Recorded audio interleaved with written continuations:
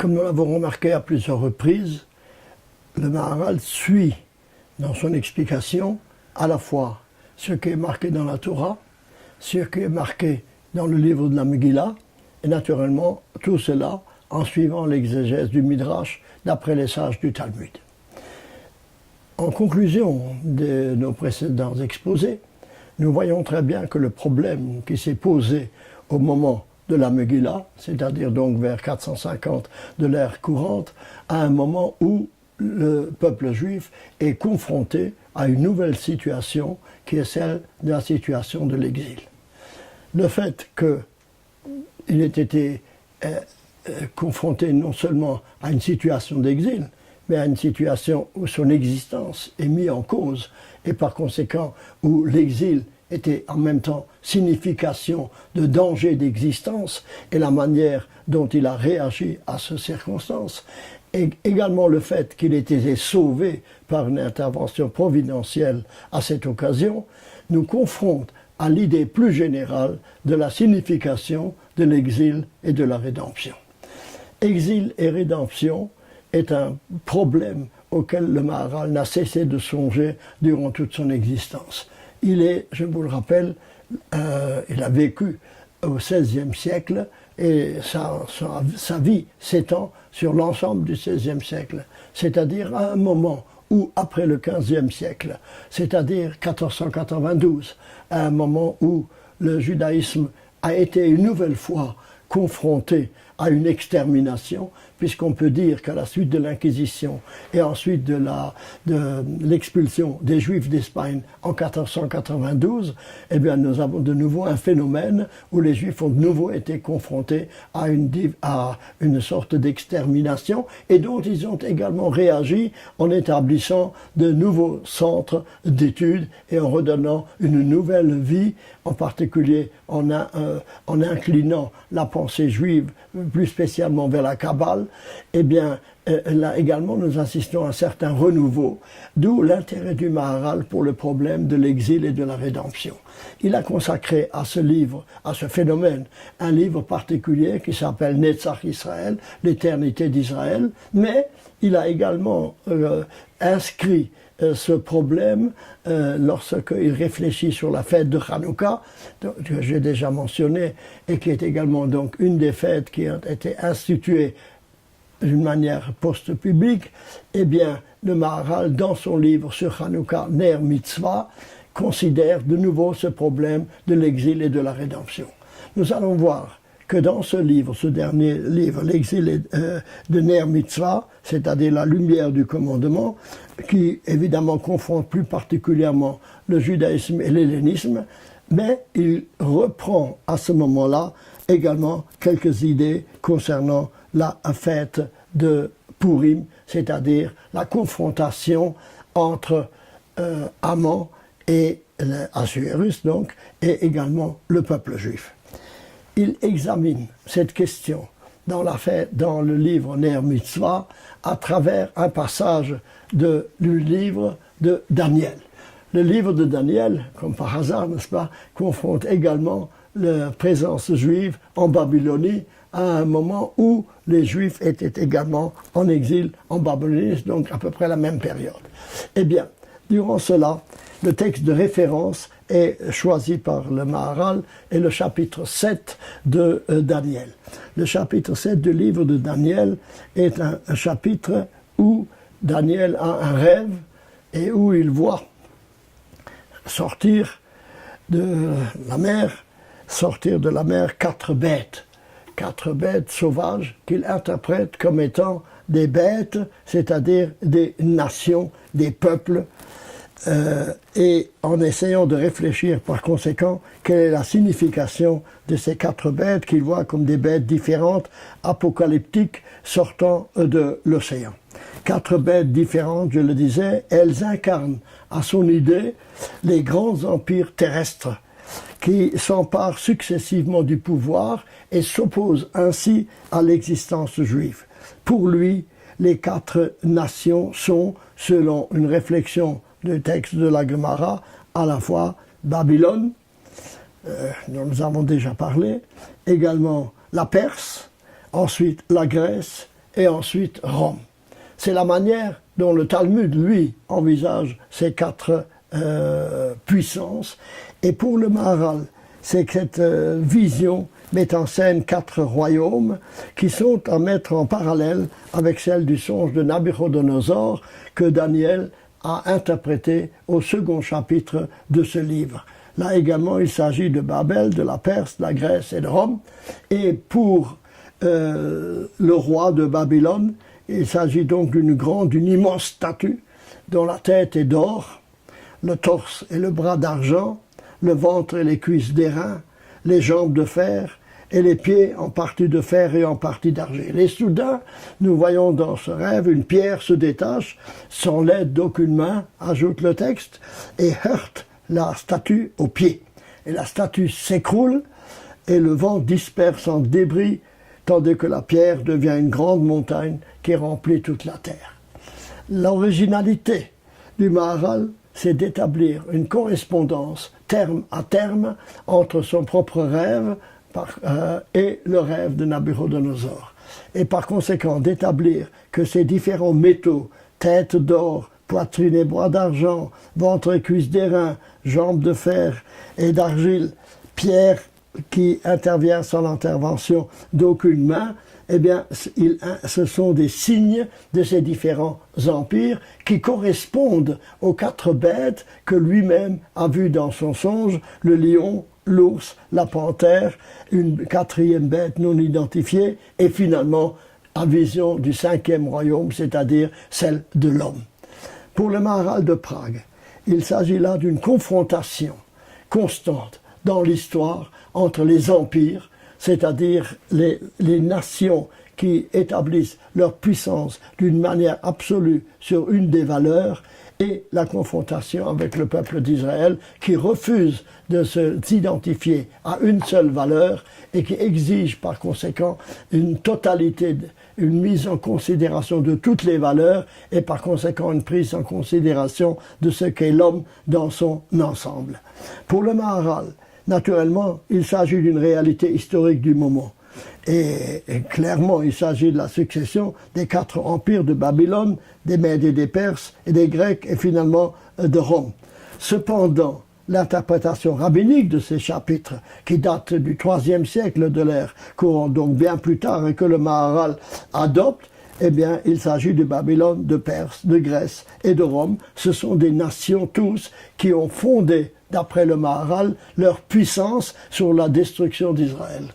C'est-à-dire, nous assistons non seulement à un phénomène historique, mais le Maharal dégage ce phénomène historique de sa contingence, je dirais, du moment, pour dire que cela représente des forces qui agissent dans le monde et qui continuent à s'ajouter. Or, le fait des empires sont toujours liés à quatre éléments essentiels. Pour lui, Babylone, tête d'or, Lion, représente une volonté de puissance qui existe dans l'homme évidemment et qui signifie la volonté de s'imposer.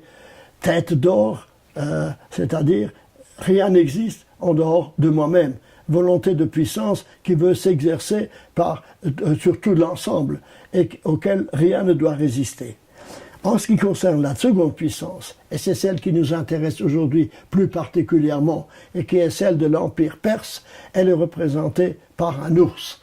Elle est représentée par l'ours qui est en train, dans la vision de Daniel, de manger 3 côtes entre ses dents, et est représentée dans le rêve de Daniel par la poitrine et des bras d'argent. Ça représente la force physique, une avidité de l'avoir. La Grèce, elle sera représentée d'une volonté d'impérialisme spirituel, et enfin Rome sera représentée par les forces négatives qui existent dans l'homme et des forces de destruction absolue. Nous n'avons pas aujourd'hui intérêt à nous occuper de l'ensemble de cette description, puisque notre exposé concerne plus particulièrement la Perse. Alors ajoutons-nous donc par conséquent plus spécialement aux Perses, qui représentent, comme je l'ai dit, l'ours. L'ours est celui qui est plein d'avidité, il mange. et le récit de Daniel le représente comme entièrement braqué sur ces trois côtes qu'il mange sans arrêt, mange et mange et mange encore. Il y a donc là une avidité de l'avoir. Et le Maharal remarque d'une façon très curieuse que ce que nous connaissons d'Assuérus dans la Megillat Esther, dans le rouleau d'Esther, eh bien représente effectivement le royaume perse sous cet angle-là.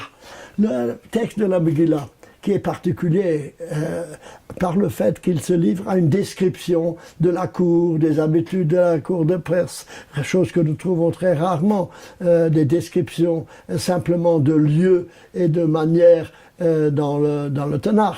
Eh bien là, nous trouvons ces descriptions. Pourquoi ? Parce qu'on veut nous montrer que l'atmosphère de la cour de Perse est une atmosphère qui est totalement différente de celle de l'ensemble du Tanakh. Si vous voulez, l'Empire perse est représenté ici comme antagonisme, comme étant le contraire de l'Empire religieux, si je puis dire, de celui de l'ensemble du Tanakh. Et par conséquent, on nous montre que c'est là l'avidité qui est la source même de la volonté de puissance particulière de cet empire-là. Cet empire-là n'a pas une volonté de puissance pour vouloir s'imposer à tous, parce que lui seul, il n'a pas non plus la prétention d'être un empire qui établit la spiritualité ou son idéal à tous. Il n'a pas non plus la volonté de vouloir détruire tout, mais il a une volonté de fonder sa puissance sur une avidité des possessions. En effet, dans ce texte, nous trouvons, et c'est très caractéristique, presque à chaque page, la volonté de célébrer les événements par des festins. Imaginez-vous que ce festin compte 180 jours. C'est-à-dire, par conséquent, la plus grande partie de l'année. Que à chaque occasion, l'occasion est marquée par un festin. Un festin dont on nous raconte exactement le détail, qu'il y avait à boire et comment étaient les circonstances et comment était l'environnement, comme pour bien marquer que ceci était l'essentiel, à savoir manger, boire, accumuler les richesses. Et on nous dit même à la fin, vous savez, c'est même extrêmement curieux, alors que toute l'histoire est déjà contée, alors on nous raconte encore qu'Assuérus a imposé des impôts à l'ensemble de son pays, comme pour bien nous montrer, alors que cela n'avait presque aucun rapport avec le texte, que c'est là l'essentiel d'Assuérus. Il est comme l'ours, à savoir celui qui mange, qui se précipite sur les richesses, qui veut accumuler des richesses et faire de cette richesse l'essentiel de son existence. Et en effet, lorsque Assuérus, pour assurer son pouvoir, fait un festin de 180 jours. En plus de ça, lorsqu'il nomme Esther, eh bien, il y a un nouveau festin qu'il organise en l'honneur d'Esther. Lorsque Esther elle-même veut se confronter avec le roi, elle l'invite à un festin. Elle ne présente pas sa requête simplement, elle ne présente pas un festin. Non pas une fois, mais 2 fois. Et par conséquent, nous voyons que c'est cela l'essentiel. D'où les descriptions de la richesse qu'avait cet empire perse. Et aussi sur le fait, voyez-vous, que c'est cette volonté d'accumulation de richesse, je dirais, d'un certain hédonisme qui est à la base même de cet empire-là et qui est, d'après le Maharal, sa caractéristique. Rappelez-vous que lorsque Haman veut convaincre Assuérus, qui ne demande qu'à être convaincu, d'exterminer les Juifs, qu'est-ce qu'il lui propose ? Et quel est l'argument qu'il avance? Et je verserai à ton trésor également une grande somme d'argent. Il sait que c'est par cela qu'il peut acquérir le consentement d'Assuérus. Il connaît bien son maître en disant que c'est cela l'essentiel. Il ne lui présente pas de grands arguments, il lui présente l'argument également de vouloir ainsi conforter sa puissance matérielle.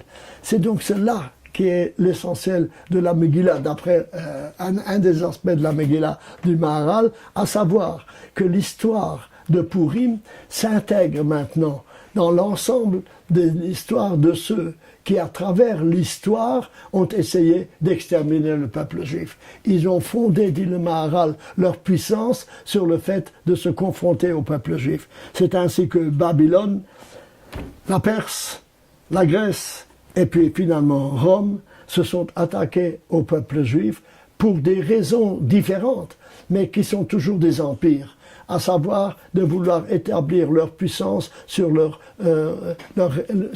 propre valeur comme étant la seule valeur qui doit ainsi être décisive. Et dans ce rêve de Nabuchodonosor et également de Daniel, dans l'interprétation que Daniel y donne, eh bien nous voyons que, rappelez-vous la statue, qui représente également par conséquent cette statue tête d'or, poitrine d'argent, argent pour la Perse, ventre et cuisses d'airain, jambes et d'argent, d'argile et de fer. Et pour le peuple juif, quelle est la représentation du peuple juif? C'est une pierre, mais une pierre qui s'attaque à ces empires. Où est-ce qu'il les attaque? Au pied. Et là, les empires s'écroulent pour faire place à une pierre qui, elle, ne vient pas de la puissance du peuple juif, mais elle vient, comme dit le texte très bien, elle est lancée sans l'aide d'aucune main, sans l'intermédiaire d'aucune main. Elle vient d'ailleurs, elle vient d'une providence qui vient d'ailleurs, elle représente par conséquent Israël. Et quoi en Israël? Qui est représenté par la loi de la Torah, c'est-à-dire une puissance qui ne lui vient pas de sa propre initiative, mais une puissance qui lui vient de l'extérieur, qui lui est donnée et qui est par conséquent représentative d'une transcendance qui s'insère ainsi dans l'univers.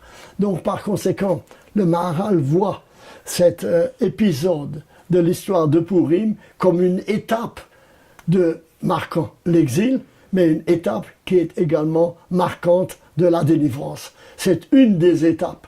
L'histoire d'Israël est celle de la confrontation des lions, des ours, des panthères, des quatrième bêtes, des bêtes. Les empires sont représentés comme des bêtes, c'est-à-dire uniquement animés par une force interne qui, elle, les anime, mais qui n'a aucune relation avec quelque chose de l'extérieur, qui par conséquent les sort de leur immanence pour les amener vers une véritable délivrance, qui serait donc la délivrance de l'immanence de l'univers, qui s'ouvre sur un autre espace, qui est celui d'un rapport avec une transcendance.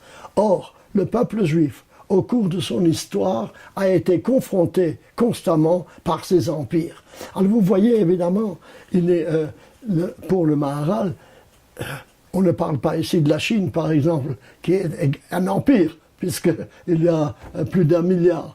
Mais peu importe, parce que ces empires ne sont pas seulement des représentations historiques qui ont véritablement existé, mais le Maharal sort l'événement historique pour en faire, en quelque sorte, les hypostasier en certaines valeurs qui fait que l'existence du peuple juif s'est heurtée toujours à des empires. Ces empires sont condamnés, comme l'était Amalek à l'époque, à des ovèdes, c'est-à-dire à s'exterminer, puisque, en voulant imposer une seule valeur, ils sont alors amenés à une volonté de puissance qui s'oppose forcément à l'unité des valeurs, à ce qui fait la force de l'homme, qui est à l'image de Dieu, c'est-à-dire par conséquent qui est relié à une transcendance et non pas seulement à l'immanence de l'univers.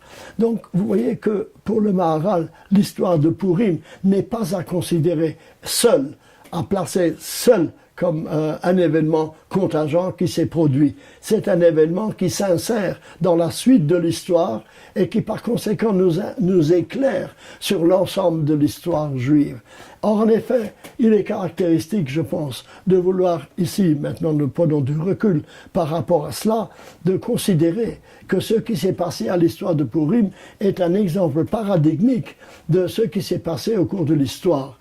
Lorsque nous parlons ainsi de ces empires, ce n'est pas hasard si tous ces empires, sans aucune exception, s'est heurté toujours dans le fait de l'existence du peuple juif. Parce que l'existence du peuple juif même est une exigence de ne pas se contenter de l'immanence du monde, mais de relier cette immanence à une transcendance. Suivant les circonstances, elle s'est heurtée à toutes sortes de volontés de puissance. Volonté de puissance, avidité de l'avoir, recherche du savoir, ou alors totalitarisme destructeurs, comme c'était le cas à l'époque de Hitler, mais c'est toujours, ils ne pouvaient pas ne pas s'opposer à l'existence même du peuple juif. Ce qui fait que l'histoire de Purim, par conséquent, nous insère non seulement à un événement qui s'est produit à cette époque-là, mais nous montre que cet événement-là est le signal de ce qui se passe toujours et se passera toujours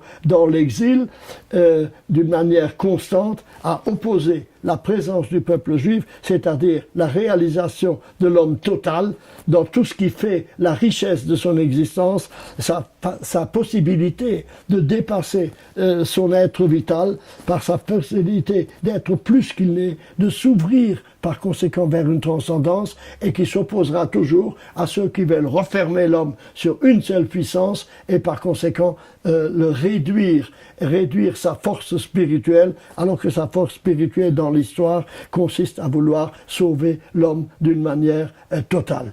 Donc, vous voyez que l'idée du Maharal s'ouvre maintenant du fait que l'histoire de Purim concerne donc essentiellement, naturellement, la destinée du peuple juif, mais cette destinée n'est jamais séparée de la destinée de l'humanité.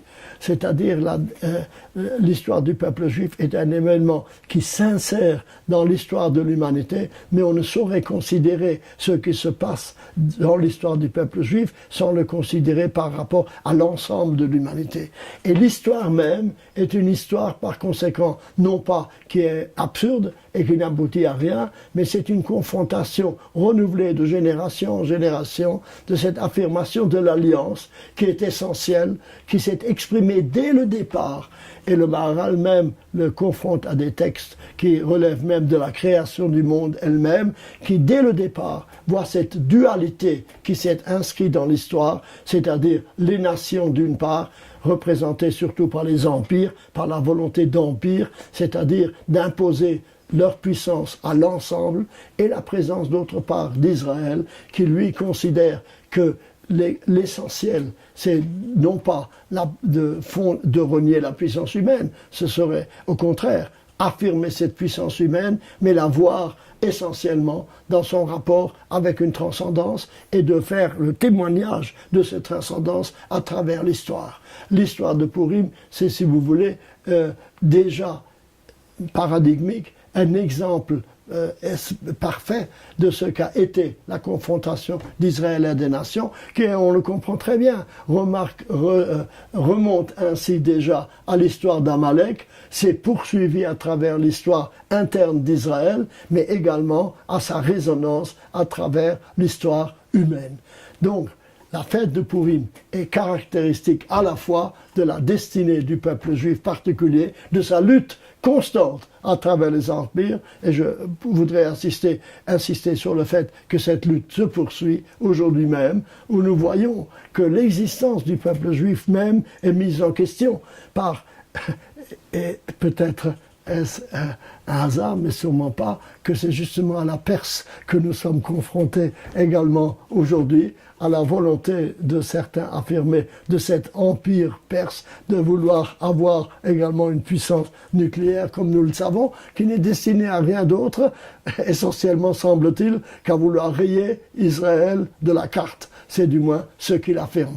Nous voyons par là que l'intuition du Maharal, en ce qui concerne cette poursuite de l'histoire, c'est-à-dire la création du messianisme, l'aspiration du messianisme qui n'est rien d'autre par l'affirmation d'une réalisation totale de l'homme, se heurte à des empires qui recouvrent par une chape d'immanence la volonté de dépassement de l'humain, et par conséquent la fête de Purim est représentative de cette force interne, vocation du peuple juif, qui, nous l'avons déjà souligné, se place sous le signe de l'éternité d'Israël, car on ne saurait concevoir que le monde soit un monde absurde qui va à sa perte, mais donc cette présence est la garantie d'une transcendance qui continue à s'affirmer à travers l'histoire, et c'est pourquoi la fête de Purim est marquée par une joie particulière qui est celle de, je dirais presque, d'une certitude de la poursuite de notre existence.